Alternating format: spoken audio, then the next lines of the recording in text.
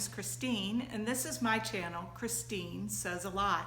Today on Friday Sews, I'm going to be talking about what I made in July, what I plan to make in August, and what I've been watching. Specifically, the YouTubers that I have been introduced to via the hashtag Friday Sews. There have been a few that I have been binging. That will be at the end. So, for July makes, I am wearing one of my July makes. This is the Chalk and Notch Wren blouse. I've made it in a rayon, and I've talked a little bit about this blouse in previous videos that I will link below. But I want to talk a few specifics on fit. The fit in the shoulders, I think I have one of two things going on. Either I sewed up the wrong size, which I suspect, or I need to make an adjustment.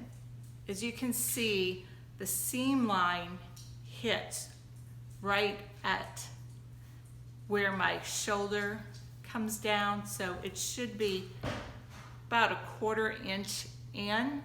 So that's something I'm going to be looking at.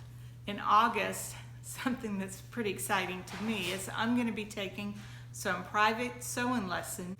The big thing that I want to work on in these private lessons is fit issues. I have several garments that are not quite right, and I want to learn how to make them right. Learn how to make the pattern adjustments that I need to make for things to look really good. And it also will help me up my sewing game. So I'm going to step back so you can get a better view of this blouse.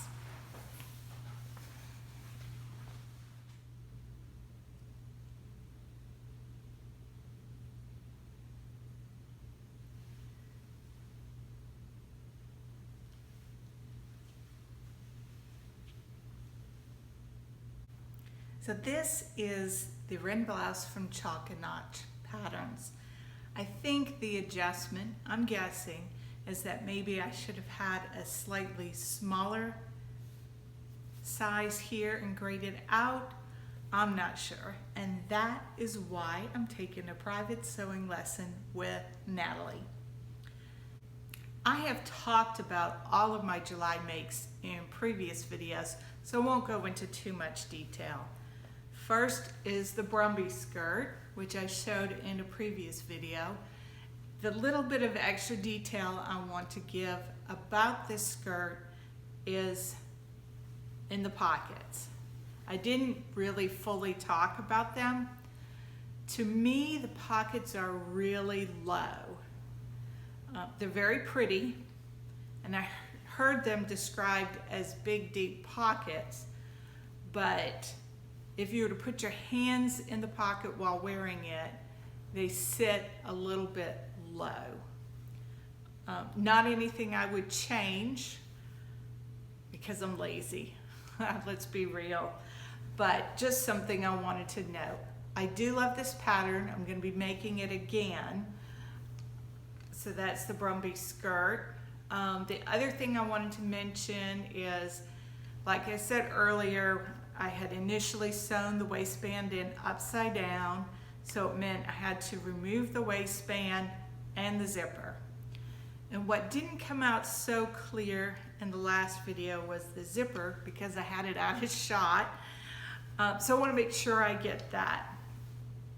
Everything went in beautifully, and I was a little worried about how this would finish, particularly at the bottom. I do recommend, if you're sewing this skirt, which I recommend the pattern, is that you follow the tutorial on Megan Nielsen's site for inserting the zipper. It just makes so much sense, and it really is a quick and easy zipper.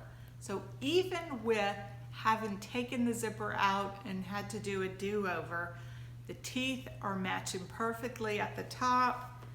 It's fairly neat, and it went in. Now this zipper's not as cute as the first one I put in, but it does coordinate, and it was the only one I had in my sewing box that would match and was the particular length I was looking for. So that's the Brumby skirt by Megan Nielsen. I am definitely going to make another one or two of those. The other July make is I made another Sagebrush top. Now I talked about this in my last video. I talked about how I've been sewing up patterns, sewing up garments with lots of patterned fabric, and I didn't have anything that really matched well together. That's the reason I'm wearing white crop pants in the summer in Alabama, is because that's the only thing I have that matches this top. So I had to do something about it. And I made myself a Sagebrush top in this green lawn. I love this pattern by Friday Pattern Company. I would say making it in lawn, it would not be my favorite choice. I definitely liked the drape better on the blue Dobby, which was my first Sagebrush top. But I've already worn this. I've washed and I've ironed it, though it does not look like I earned my ironing badge. Promise, I did carefully iron it. And that's part of the reason why I don't think I would make this pattern in lawn again. But anyway, I've worn this to church, and then another time just out and about. If you've been following me, you would know the saga of my clipping into the blouse. I was almost finished, and I was snipping a loose thread, and a little bit of fabric got caught in the thread. I tried to use some fusible webbing stuff. That's the official term of that interfacing, fusible webbing stuff, to close the gap, but it wasn't very secure, and I didn't trust that it would stay shut. So I ordered some patches, and I asked online for some ideas. I thought about maybe hand embroidery, but hand embroidery skills, not so good. So I went with the patches. I ironed these little daisies on. I asked Charlie, I had a few options, and he kind of liked the look of the three. He thought it made it look a little more intentional and not like I snipped my blouse and need to cover it up. So this is my Sagebrush top by Friday Pattern Company. This pattern is such a delight to sew. I really enjoy sewing it. And that's something that I've heard from several other YouTubers when they describe the sew. They say it was quite a delightful sew. And I totally agree. So this is my second Sagebrush top. My next top I'm gonna make is gonna be in a reddish chambray, and I think I'm gonna try the Wren blouse again after I figure out what this issue was, because I really like this. Something I didn't mention is you really don't need the buttons to get it over your head. So I might just sew it down. I'll probably add the buttons on, but maybe not do the buttonholes. Again, out of laziness, but you really don't need to. So I think I'm gonna make another one of these as my next sew for myself. So that leads into my August plans. I'm gonna start out with a new plan, and it's something that I've already started working on, and I am almost finished. Our 5-year-old grandson is going to kindergarten. Oh my goodness, such an exciting time. And I wanted to mark it with making him something special for first day of school.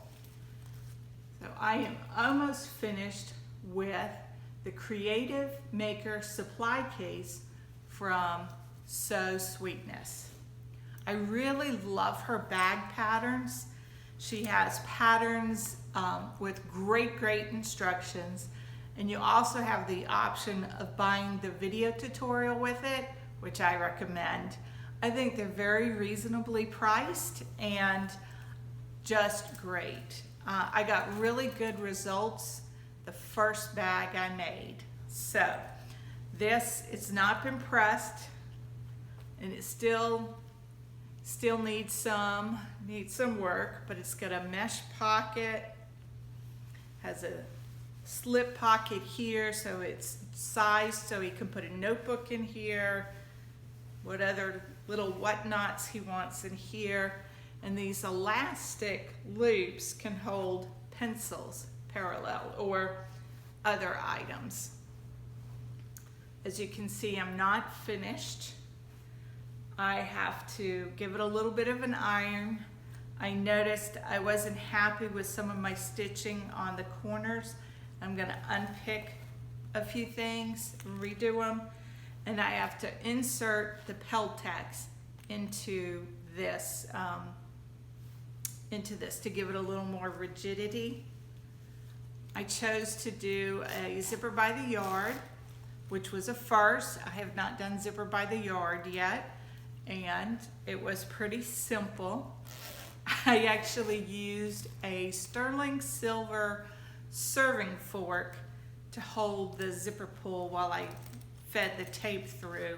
It seemed to be the best tool that I had on hand, that where the tines were far enough apart to hold the zipper. So that makes this a really fancy bag. So it does need a good press, but I think that he's really going to enjoy this, and it would be something unique. I chose the rainbow zipper because his favorite color is rainbow, and his favorite animal is a dog, so I've got this really cute Chihuahua print. Again, it looks pretty wrinkly right now. Let me give you a little close-up view of the inside.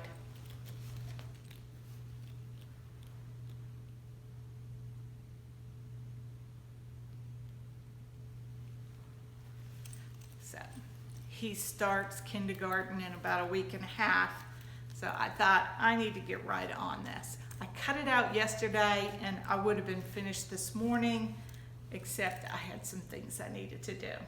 So that is one of my August make plans. Number two is for middle grandson. So if you follow me, you'll know that my middle grandson wants to be an astronaut. His birthday is coming up, and I am making him an astronaut flight suit, because why not? So I have my materials here. I ordered a packet of all kinds of NASA patches so I can really bling it out. My grandson loves to play dress up. For the flight suit, I ordered some orange fabric. Y'all, it is a tablecloth. I ordered this tablecloth from Wayfair. It was about $7, free shipping. It's 100% polyester, and it's 60 inches by 102 inches. So I have got plenty of fabric to work with. I am making him the Brooklyn Kids unisex jumpsuit. I'm going to insert a picture, either here or here.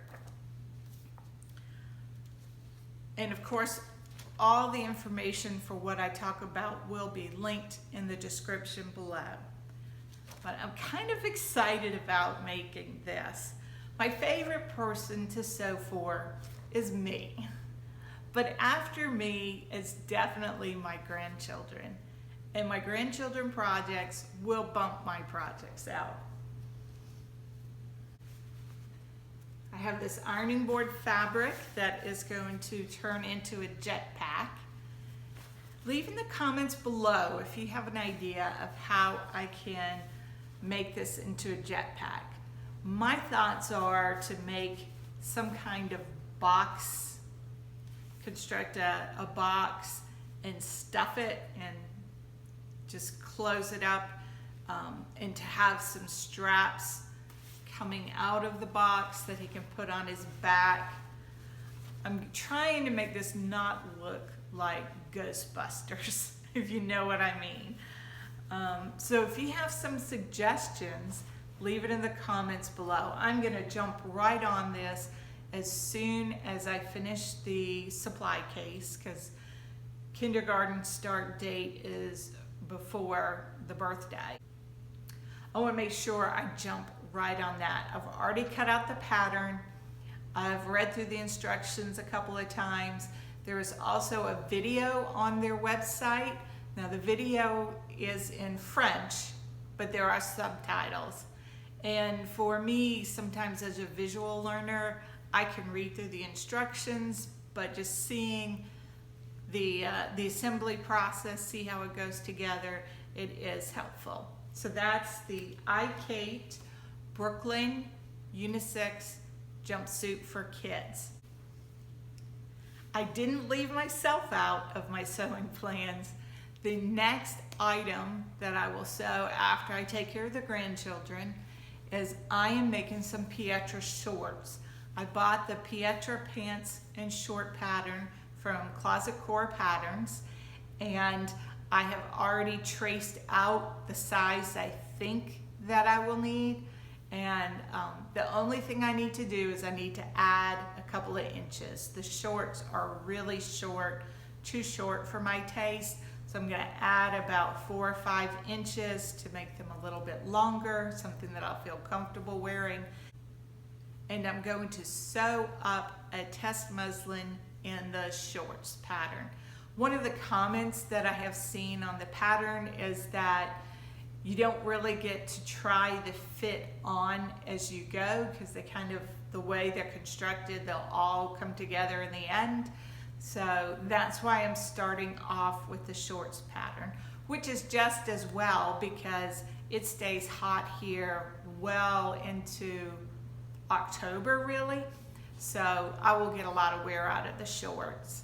I'm going to test it out in the shorts, and I definitely want to make myself some Pietra pants. I saw Kristen from the Dahlia Society's Pietra pants, and that was when I knew that I wanted to have some myself. So that's my August plans. I might make a little more than that, but I don't want to put too many things on my list because July I had very little sewing time and I didn't get much done. Most of what I sewed in July was sewn in the first week and a half of July. We've been doing a lot of traveling and we have a few commitments in August, so I want to stick to the things that I know I can get done, and anything else will be a bonus extra. I am thinking of the Cielo top, but we'll see if I have time for that. I wanted to close by talking about some YouTubers that I've really been enjoying watching lately. I have been following Jen from Today in Jen's Sewing Room for quite some time. She originated this #Friday Sews, and what a great idea it is. It allows us to come together as a community. It makes it easy to find other sewers and to get inspiration and ideas. So thank you, Jen, and I'm definitely going to be linking her below. I've done a little binge watching, and I have been introduced to a few YouTubers that I wanted to mention that I think you might enjoy as well. I really enjoy watching Gaddy Sews. She has a really high energy. She's just as cute as can be, and she does really nice sewing. I also like that in her reviews, she will let you know what she did to adjust it and how she made it fit her body. Gaddy Sews is another YouTuber. I have watched all of her videos. Kim, I think, is originally a quilter and has been getting back into sewing garments. And oh my goodness, they just look so nice and neat and fit her to perfection. So I've been watching Gaddy Sews. And Simply Delilah, I've really enjoyed her videos. She does beautiful sewing, very sweet personality to watch, and I think I've watched all of her videos as well. So those are just 3 of the YouTubers that I've been introduced to recently through the hashtag Friday Sews, and I'm very thankful for that. So thank you, Jen. I do appreciate it. That's all I have for now.